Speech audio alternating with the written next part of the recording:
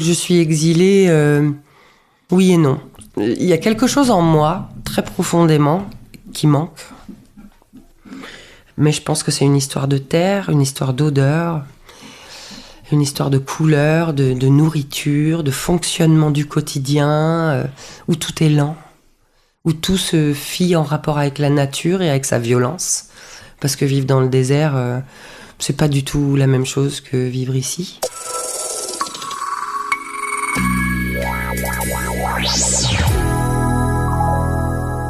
Bonjour, je m'appelle Kalimaya Fisco. Je suis musicienne, chanteuse et depuis peu thérapeute vocale, apparentée à la psychophonie et au kototama. Je passe ma vie à soigner les autres avec ce que je connais le mieux comme outil, c'est-à-dire le chant.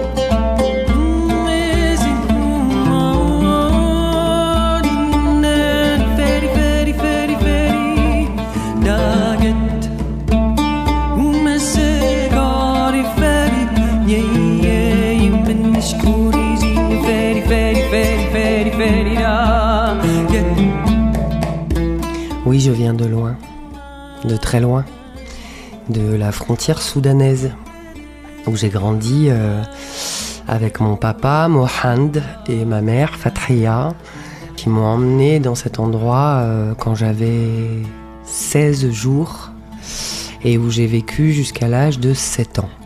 Un tout petit village à quelques centaines de kilomètres de la frontière du Soudan, qui s'appelle Shahamazeta, qui est donc dans ce qu'on appelle la région de la Nubie, la Haute-Égypte. Je suis née un mois en avance pendant des vacances que mes parents prenaient, en me faisant confiance que j'allais naître à terme. Mais je pense que j'étais déjà très curieuse et que je leur ai fait une petite blague. Je suis née un mois avant terme à l'hôpital de Rennes, à l'hôpital Sainte-Anne. 16 jours dans cette contrée et ensuite j'ai pris l'avion et je suis partie dans un pays pour 7 ans.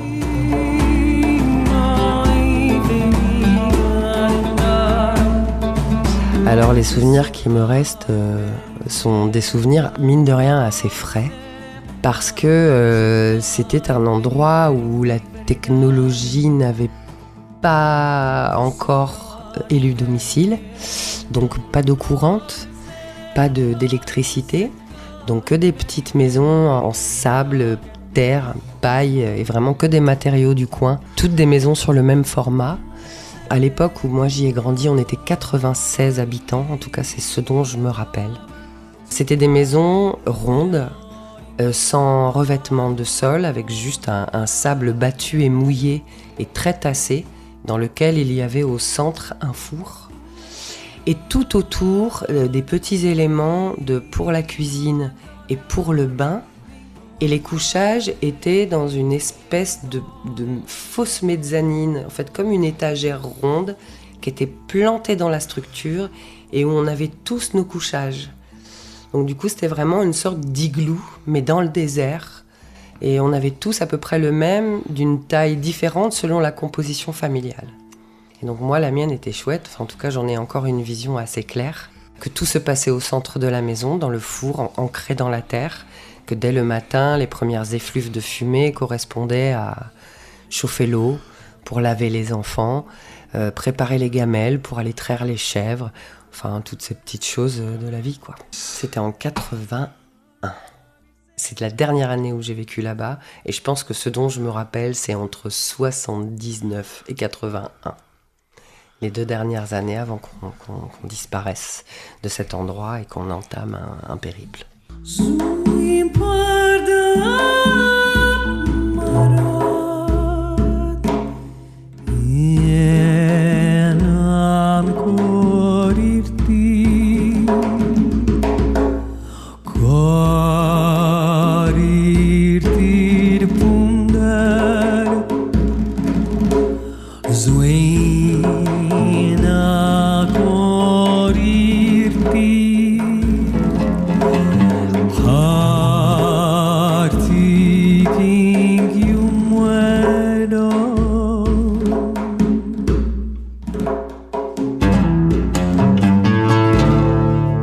Je parlais le chihat, qui était la langue maternelle de ma maman, qui m'a élevé et fait grandir et abreuvé de cette langue, voilà, qui est un dialecte du sud de l'Égypte, issu du copte et du yéménite, qui est une langue qui pour moi est très affective, parce qu'elle me renvoie le visage de ma maman, son odeur, sa couleur, et puis tout l'accompagnement finalement qu'il a fallu faire pour m'amener au français, ce qu'il y avait déjà à la maison. Mes deux parents étaient des grands francophiles et un peu francophones.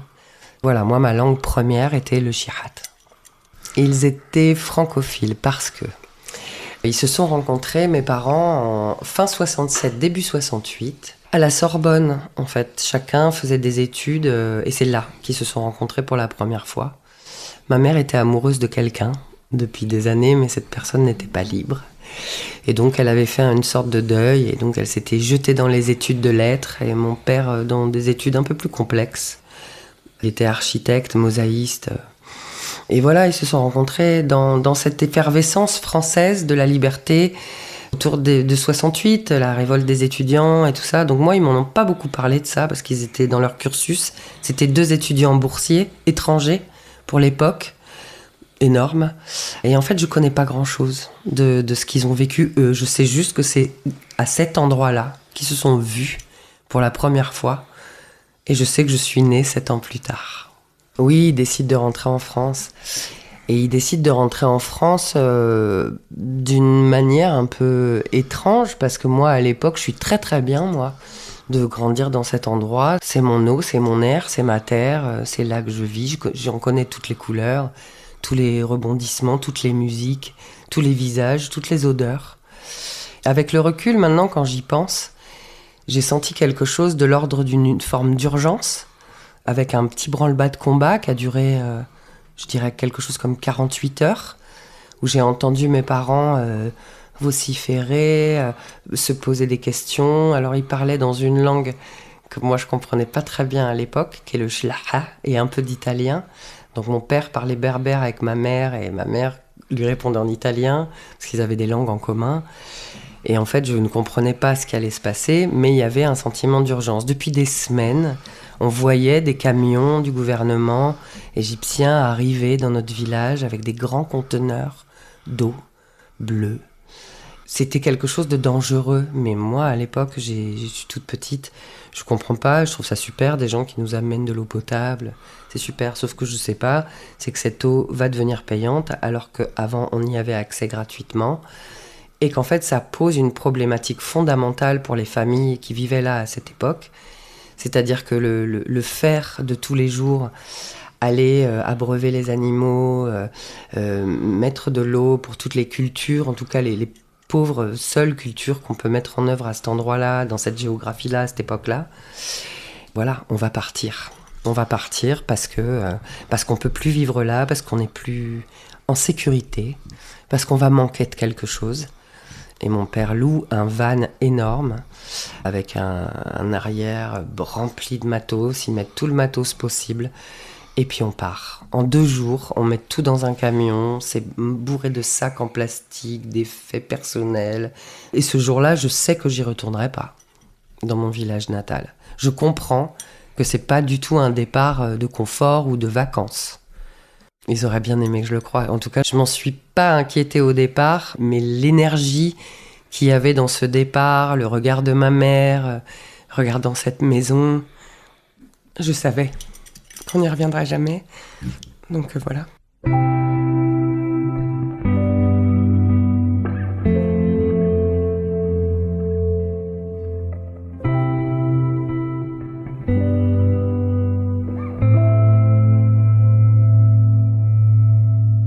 On part. Je traverse toute l'Égypte, du sud au nord. Puis ensuite, on entame une route qui nous amène vers le Maroc. Et puis du Maroc, on prend un bateau qui nous amène en Espagne. Puis en Espagne, on se pose un jour ou deux chez des gens que mon papa connaît. Et puis on repart. Et puis en fait, ça se fera en 4-5 fois. Moi, dans ma tête, il me reste 3 jours de voyage. Si ça se trouve, c'était 6. Si ça se trouve, c'était 2. J'ai plus en tête exactement le timing, mais je me rappelle de toutes les couleurs que j'ai traversées, les déserts du sud de l'Espagne où je me disais « Ah, on revient chez nous ». Et en fait, pas du tout. On monte, on traverse le Pays Basque, on monte sur toute la côte atlantique. Et puis en plus, je sais pas si c'était fait exprès, mais on a beaucoup roulé en façade atlantique avec la mer à vue. Comme si on quittait pas vraiment quelque chose. Je sais pas pourquoi mon père a pris cette route, mais je me rappelle de ça. Je me rappelle que je voyais toujours la mer, souvent, sur ma gauche. Et que hop, on quittait, on rentrait dans les terres et hop, il y avait de nouveau la mer. Entre Saintes, La Rochelle. Et puis en fait, on arrive en Bretagne, après tout ce périple, on arrive au fin fond de la Bretagne, là où vivait mon grand-père depuis le milieu des années 50. Et donc on passe d'un pays jaune, vert, désertique, sablonneux, étouffant de chaleur à un pays vert avec des vaches énormes, des champs de maïs, des rivières, avec de l'herbe très grasse. En fait, je sais pas où j'habite, mais je trouve ça assez fabuleux. Je me dis, oulala, c'est fou. Voilà, mais dans ma tête de petite fille, c'est assez merveilleux, c'est très inquiétant. Mais comme je suis très entourée, que mes parents me rassurent, je me dis que c'est ok, rien n'est grave. On va arriver dans un endroit safe. Il y a deux moments où je me suis beaucoup inquiétée quand on est arrivé à la frontière nord espagnole et qu'on rentre dans le Pays Basque français, où je sens en fait qu'il y a des gardes, des frontières, des passes-frontières, enfin, des choses où on nous demande les papiers, on regarde le véhicule. Je vois bien qu'on est en train de passer dans quelque chose d'autre. Mon père me rassure pas beaucoup, mais ma mère me dit « T'inquiète pas, Mlah, ça va aller, tu vas voir là où on va, tout est beau ».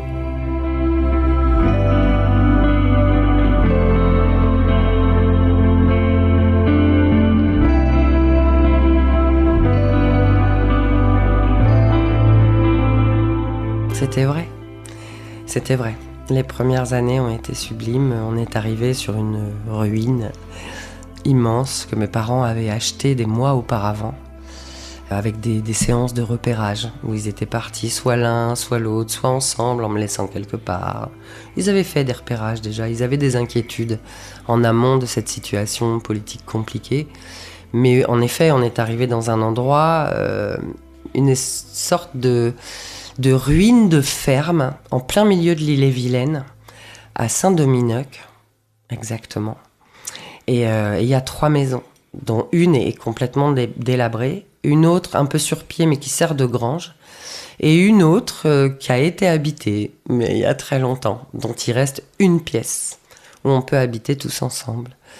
Et donc on habite tous ensemble dans cette petite pièce. Et puis mon père, sachant tout faire, construit les choses petit à petit, m'inscrit pour la rentrée suivante dans une école de bonnes sœurs, où je vais me retrouver avec des femmes avec des voiles sur la tête, des tenues qui auraient pu me paraître traditionnelles à l'époque.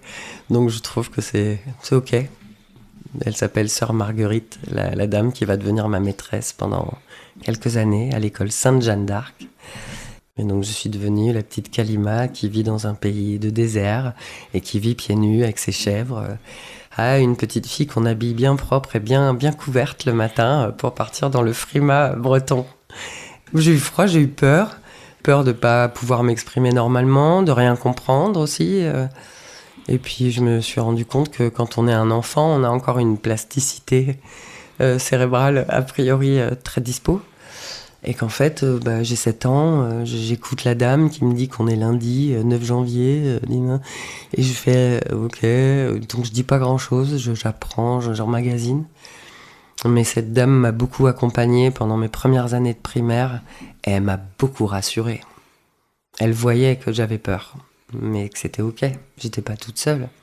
J'avais mes parents, on avait une maison très chouette, un beau terrain. C'était juste de s'arracher le corps d'un endroit à un autre.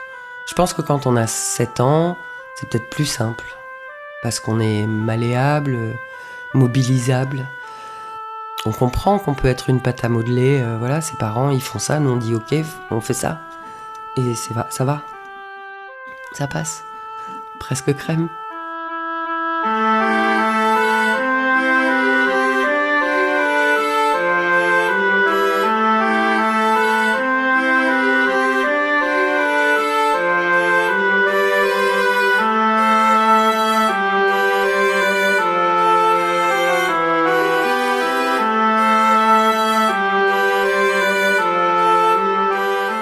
Je parlais quelques mots de français.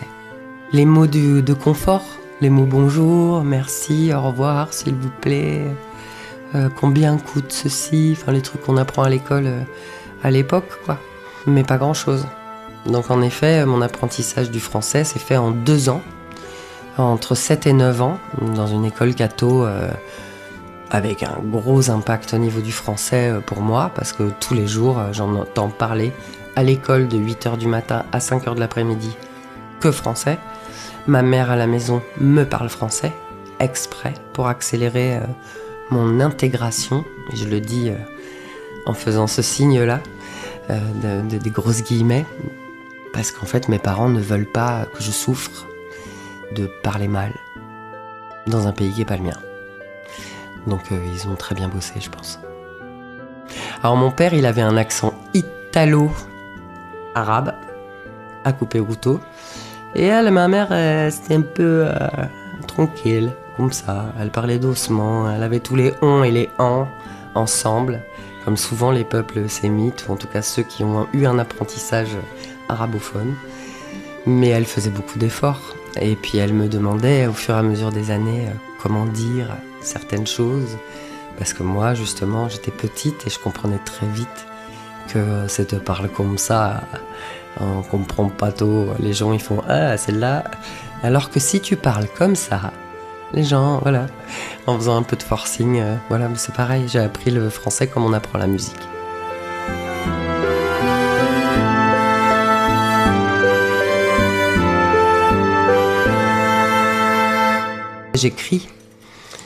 J'écris dans cette langue pour ne pas l'oublier, parce que ma mère a disparu depuis bien des années maintenant.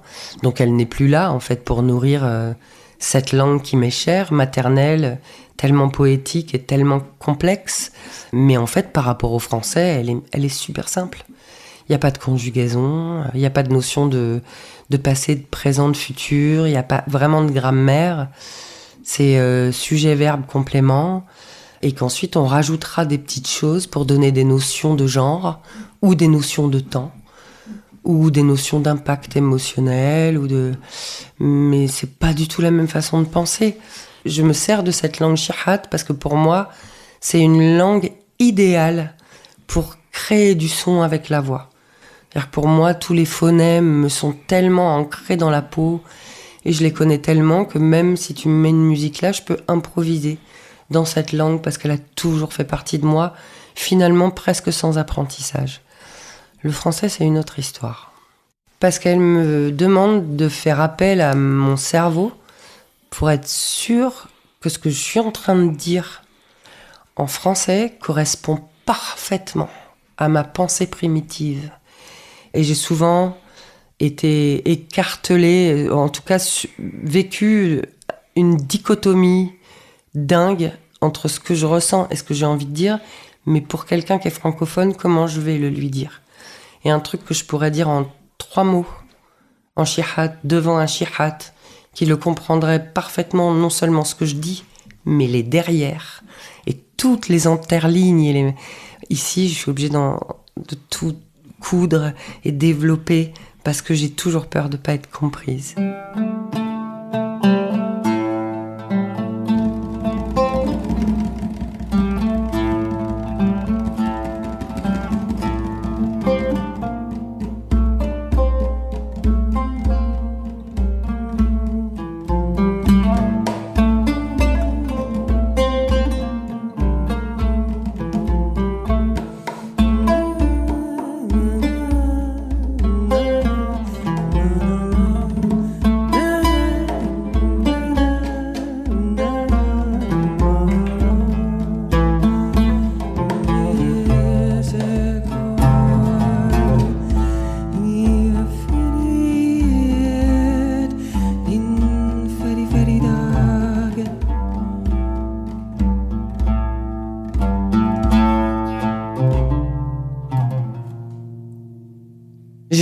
très heureuse de vivre ici. J'y ai accompli des choses formidables.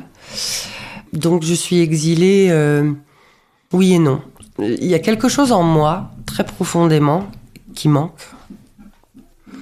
Mais je pense que c'est une histoire de terre, une histoire d'odeur, une histoire de couleur, de nourriture, de fonctionnement du quotidien, où tout est lent, où tout se fit en rapport avec la nature et avec sa violence.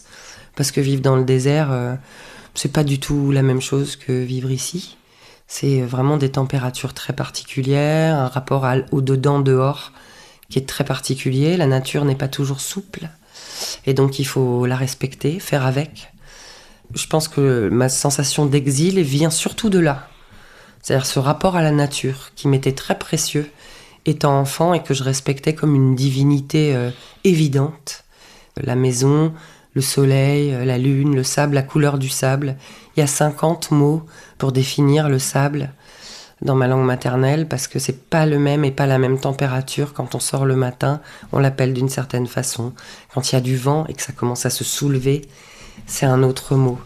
Et je pense que je me sens exilée par rapport à cet état de nature que j'ai quitté, qui est toujours dans mon ventre, qui vit toujours en moi, mais que je ne vis plus du tout physiquement.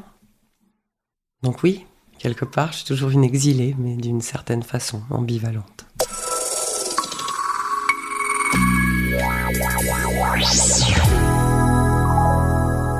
Exilé, oui et non. Merci à Kalima Yafisco pour son témoignage. Musique d'Alban Gog, d'Alexandre Berne et de Louzia avec au chant la voix de Kalima. Propos recueillis par Jean-Christophe Cabu. Exilé, oui et non est un podcast natif produit par Sédition que vous pouvez réécouter sur le site de Sédition, sédition au pluriel.fr.